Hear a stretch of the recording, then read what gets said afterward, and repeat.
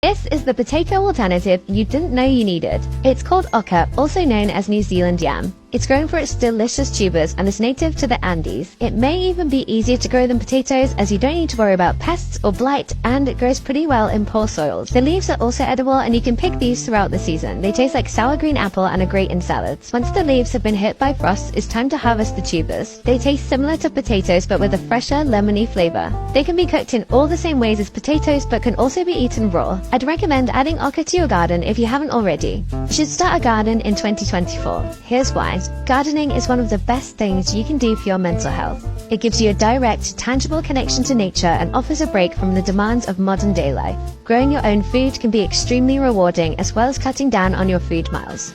Homegrown veg can be a lot better for you than shop bought, as you can ensure no nasty chemicals are used and you can harvest it and eat it at its freshest. Your garden is part of a wider ecosystem, and by nurturing it, you can support biodiversity and offer homes and food for wildlife. Gardening has honestly changed my outlook on life and has made me feel more connected to the earth. Will you be starting a garden this year?